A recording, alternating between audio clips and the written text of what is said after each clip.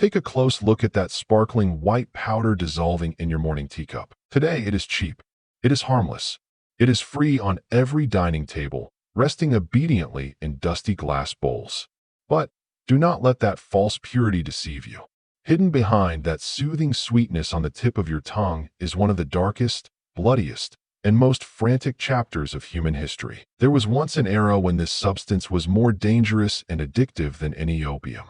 To exchange for a handful of these sparkling crystals, mighty empires slaughtered one another. Millions of lives were bound in chains, worked to death on desolate, blazing plantations. In that brutal era, this white powder was so exorbitantly expensive that only monarchs had the privilege to let it touch their lips. The world once bowed in worship, went mad for it, and called it by a spine-chilling, powerful name: white gold. From Alexander the Great's illusion of a strange eastern grass, to Christopher Columbus's landing that brought the shackles of slavery. How did a substance once more precious than human life get chewed up, exploited, and compressed by modern mechanical industry into the cheap crystals we scoop by the spoonful every day? Step into the time machine and witness the most ruthless alchemy in history. The chronicle of sugar begins around 300 BC in the fertile deltas of ancient India. When Alexander the Great's mighty army marched east, they astonishingly recorded seeing a strange reed, a magical plant which they described as a reed that gives honey without bees. Those were the very first primordial sugarcane stalks. From drops of wild nectar, the Indians discovered the art of concentrating cane juice into rough crystal blocks, ushering in a new era for human taste. By the late 15th century, Christopher Columbus, in his quest to find a route to Asia, clumsily slammed into the sun-drenched lands of the Caribbean. He brought the first sugarcane plantings to this new world. This sweetness quickly became an addiction for European nobility. To satisfy that endless thirst, vast sugarcane plantations sprang up, dragging along a slave system that mercilessly drained human labor. The sparkling crystals we see today were, in truth, built upon the foundation of a deeply tragic era before stepping out of royal palaces to become an everyday staple of modern civilization. Today, to satisfy the sugar hunger of billions, artisanal extraction has given way to colossal machines. It all begins under the scorching sun of boundless sugarcane fields. From afar, sugarcane looks like lush green bamboo, standing tall and proud. But beneath that tough, sharp exterior lies a swelling, sweet sap waiting to be unleashed. When harvest season arrives, millions of cane stalks are struck down. Stripped of their barren leaves, they are loaded onto heavy trucks, forming dusty, relentless pilgrimages toward the factory. Upon arriving at the factory floor, these stalks must undergo a strict cleansing ritual. Torrential water washes away all the mud, gravel, and field debris. The cane must achieve absolute purity, for even a fraction of impurity can taint the precious nectar inside. After washing, they are mercilessly shoved into a massive shredding system. Drums equipped with steel blades spinning at lethal speeds slash the tough outer shell, turning the sturdy stalks into a mass of fibrous shreds. This is when the multi-stage milling tandem, the heart of the factory, begins its pulse. Solid cast steel rollers weighing dozens of tons grind down onto the cane fibers. The immense crushing force suffocates every plant fiber, wringing out the pale green lifeblood. The pure cane juice gushes out like a waterfall, carrying all the natural sugar, while the dry, exhausted remains, known as bagasse, will be repurposed as furnace fuel, powering the factory itself. Absolutely nothing is wasted. The juice that bursts out of the crushing mills looks victorious, but it is still far from pure. It comes rushing out in a murky gray-green flood, warm from violence, loaded with shredded plant tissue, microscopic dirt, dissolved acids, unstable proteins, waxes, pigments, and the invisible breath of bacteria. It is sweet, yes, but at this stage, sweetness is trapped inside a wounded agricultural liquid. What the factory has extracted is not yet sugar's future. It is merely sugar's raw, contaminated beginning. And that is where the next transformation begins. Because if this liquid were boiled exactly as it is now, the result would be a disaster. The impurities would darken. The suspended matter would scorch. The aroma would collapse into bitterness.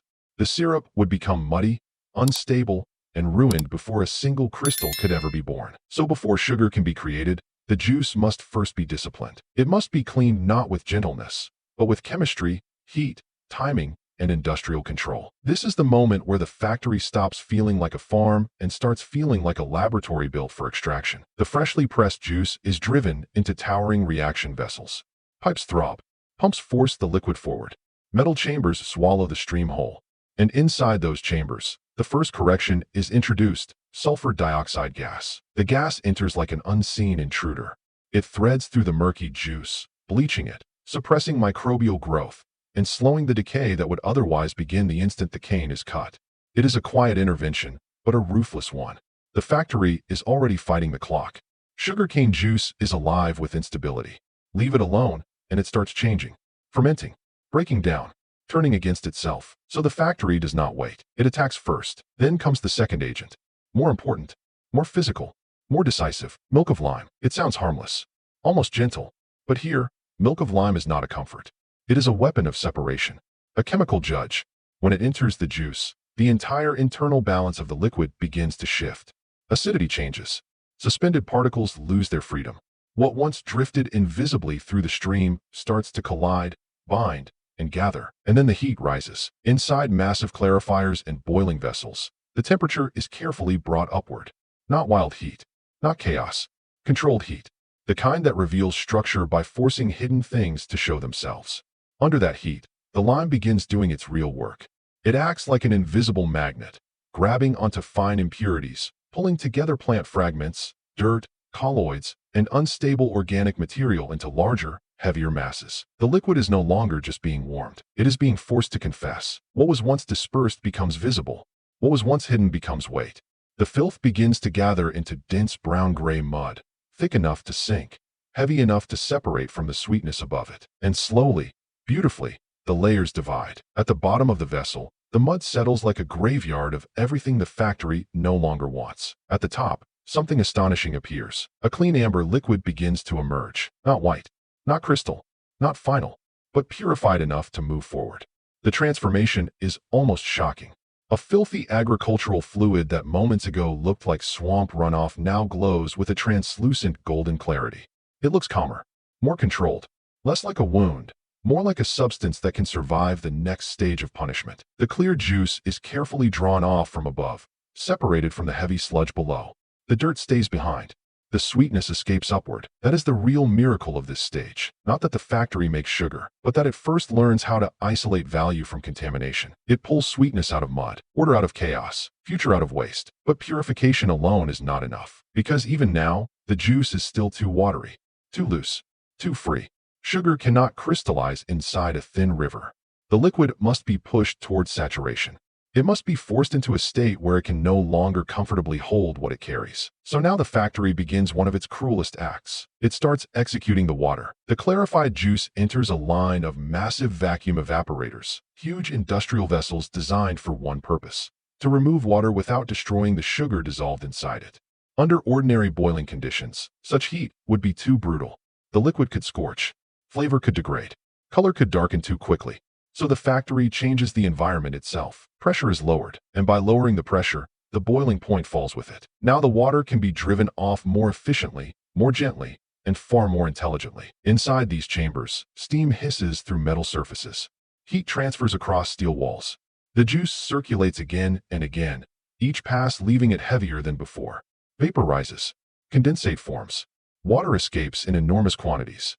The liquid reduces, thickens, darkens, concentrates. What entered as a flowing juice begins to change character. First it stops looking refreshing, then it stops looking drinkable, then it stops looking like juice at all. Its movement slows, its shine deepens, its body grows dense and resistant, like a liquid that no longer wants to behave as a liquid. The aroma becomes sharper, richer, more oppressive, less like fresh cane, more like concentrated sweetness under tension. Each evaporator takes something away from it. More water, more softness, more innocence. What remains is increasingly crowded with dissolved sugar molecules, packed closer and closer together, approaching a point where the liquid is holding more sweetness than it should reasonably be able to contain. And that pressure matters, because this is not just concentration. It is preparation for birth. By the time the syrup leaves the final evaporator, it is no longer a simple extract from a plant. It has become a dense amber mass, hot, glossy, heavy, and dangerously saturated. It folds instead of splashing. It drags instead of pours.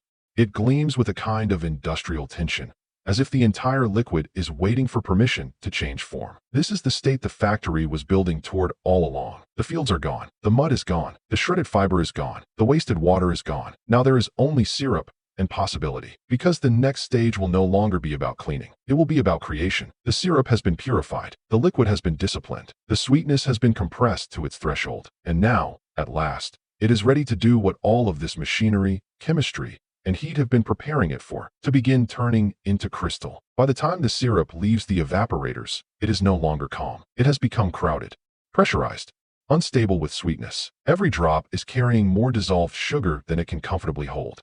The liquid looks smooth, but inside it, there is tension, a silent overload, a supersaturated state balanced right on the edge of transformation. This is the moment the factory has been engineering toward from the very beginning. But even here, at the threshold of birth, sugar still refuses to appear on its own, because crystals do not simply emerge from sweetness. They need order, they need structure, they need a place to begin. So the syrup is transferred into colossal crystallization pans, vast metal chambers where heat, density, and motion are controlled with almost ceremonial precision. Inside these pans, the syrup is kept in a narrow zone between fluidity and solidification. Too hot, and the molecules remain loose. Too cool, and the mass can seize too violently. Too much movement, and growth becomes chaotic. Too little, and the system loses control. This is no longer extraction. This is molecular choreography. Then comes the smallest gesture in the entire factory, and one of the most important. Operators introduce a fine dusting of tiny sugar particles into the syrup. Seed sugar, microscopic anchors, barely visible, almost laughably small compared to the scale of the machine surrounding them. And yet everything changes the moment they enter. The dissolved sugar molecules, packed tightly inside the syrup and desperate for structure, begin rushing toward these tiny seeds. They cling to them, stack onto them, layer over them. What was once invisible begins to take shape. Not explosively, not theatrically, but with relentless certainty. A crystal is not born in a flash. It is built in silence. Inside the pan, the syrup begins to thicken into a new kind of substance, something between liquid and solid, between suspension and architecture. The growing crystals remain buried inside the dark body of the mass, hidden beneath a dense layer of molasses.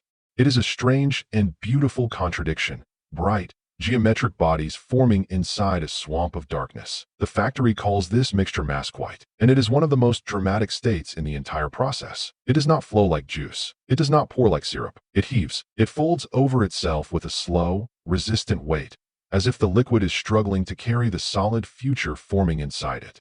Every turn of the pan, every shift in temperature, every second of timing matters now, because this stage is not just about making crystals. It is about making them evenly, uniformly, at the right size, the right density, the right shape. Too rapid, and the crystals become crude. Too slow, and the line loses momentum. Too uneven, and the product becomes unstable downstream. So the factory watches. Operators and instruments monitor the mask white like surgeons observing a dangerous transformation. Density, temperature, growth rate, viscosity. The entire chamber becomes a place of tension, because once crystallization has begun, there is no casual way forward. The sugar must now be carried through to separation, and that separation will not be gentle, because the crystals are still imprisoned. They exist, yes, but they are submerged inside dark, sticky molasses, trapped in the heavy residue of everything that did not become purity. Minerals, color, flavor, memory. The bright crystals and the dark syrup are still locked together in one body. So now the factory prepares its most savage act of elegance. The centrifuge. The mask white is discharged into perforated steel drums, machines built not merely to spin, but to judge. The heavy mixture drops into the basket in thick, resistant waves. Then the drum begins to turn. At first, it is only motion. Then it becomes force. The speed rises higher. The walls blur. The chamber roars. What was once a sluggish, sticky mass is suddenly slammed outward by overwhelming centrifugal power. The molasses, still fluid enough to move, is hurled toward the perforated steel screen. It tears through the mesh and escapes in dark streams. Meanwhile, the heavier crystal bed cannot pass through.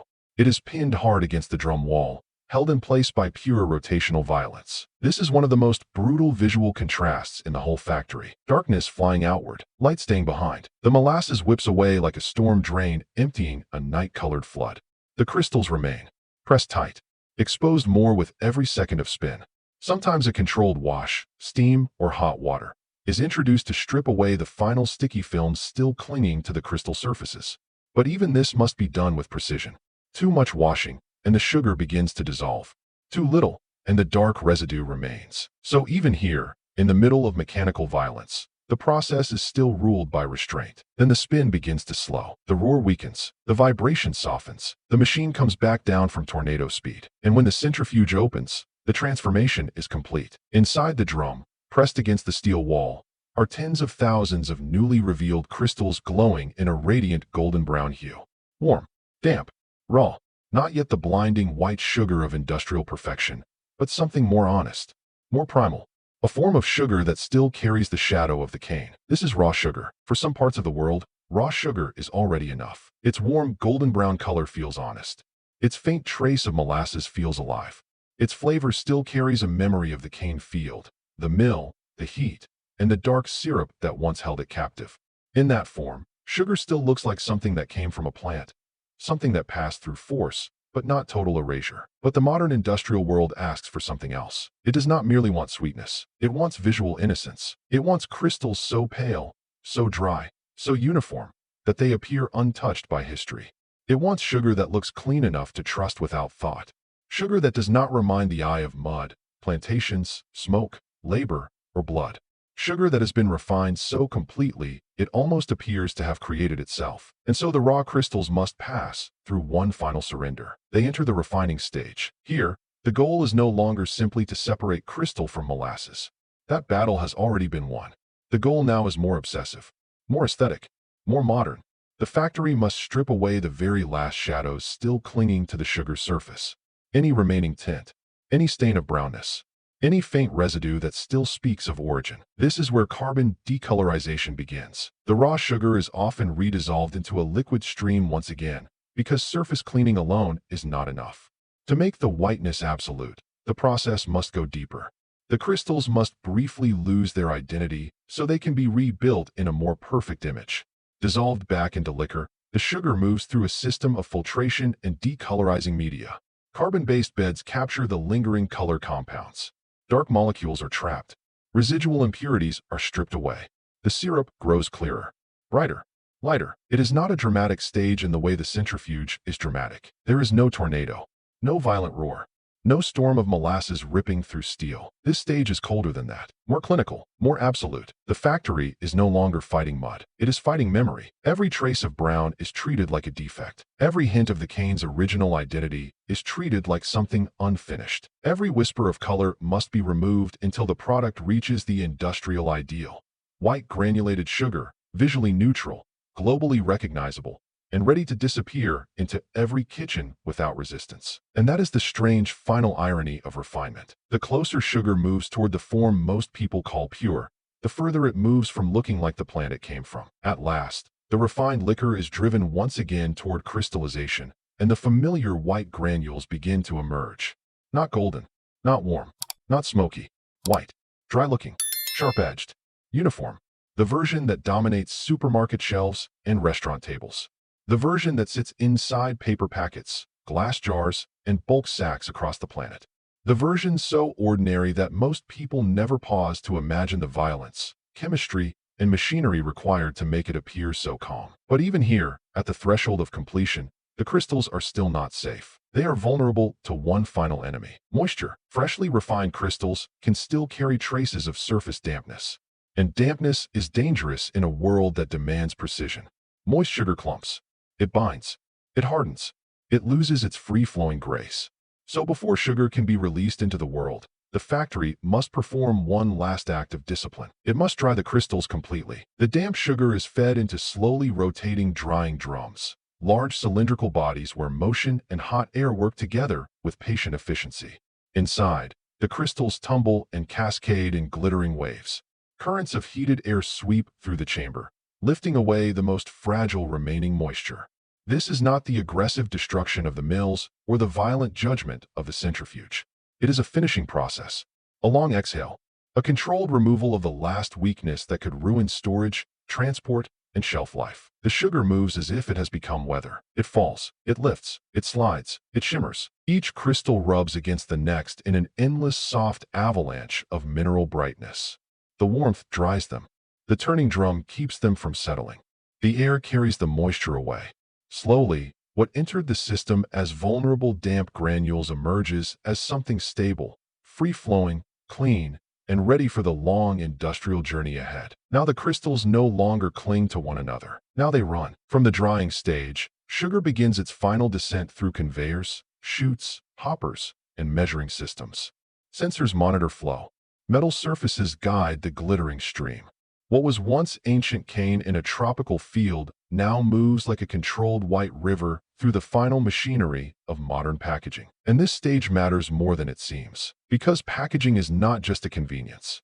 It is the moment industry finishes its disguise. Inside the plant, sugar has been crushed, boiled, clarified, saturated, crystallized, stripped, dried, and sorted. It has passed through heat, gas, pressure, and steel. It has been torn away from mud, then from color, then from moisture, until all that remains is an obedient flood of uniform crystals. And then that flood is portioned, measured into bags, sealed into packets, stacked into shipping units, loaded for supermarkets, bakeries, factories, restaurants, homes. This is how something born in violence becomes ordinary, not by becoming less violent in origin, but by becoming more convenient in form. By the time it reaches a kitchen, the industrial brutality is gone from sight. All that remains is the final illusion: a soft white heap in a bowl, a spoonful in coffee, a handful in dough, a clean line across a countertop. Quiet, familiar, harmless looking, but that appearance is the last mask. Because sugar is not merely a flavoring. It is one of the great forces that helped reshape trade, labor, empire, agriculture, preservation, and appetite. It preserved fruit through winter. It stabilized food for storage. It delivered quick energy. It transformed medicine, ritual, celebration, and addiction. It moved across oceans. It built fortunes. It ruined bodies. It fueled expansion. It created markets that demanded more land, more labor, more machinery, more speed. And still today, even in its most ordinary form, it carries all of that history in silence. From a strange reed in ancient India to the astonishment of Alexander's army. From Columbus's voyage into the Caribbean to the rise of plantation economies soaked in cruelty. From hand-cut cane and boiling kettles to vacuum evaporators, centrifuges, drying drums, and automated packing lines. Sugar has survived every age by making itself indispensable. It has been worshipped, taxed, smuggled, industrialized, demonized, and consumed so casually that the modern world often forgets how unnatural its abundance really is. That is why this final image matters. Because when you look at a spoonful of white sugar, you are not looking at something simple. You are looking at agriculture torn apart by steel. You are looking at chemistry used as purification. You are looking at water executed under vacuum. You are looking at crystals born in darkness and rescued by rotational force. You are looking at color erased, moisture removed, and history compressed into a form small enough to disappear into tea. A cheap sweetness on the tongue, a global commodity, a survivor of fire, pressure, labor, and empire, a fragment of white gold. So the next time you see those sparkling grains fall into a cup, remember what they really are. Not just sweetness, but proof of humanity's relentless obsession with extracting pleasure from nature. No matter the cost, no matter the machinery, no matter the history left buried beneath the shine. And that may be the strangest truth of all. The world no longer kneels before sugar the way kings once did. But every day, without thinking, it still invites it in.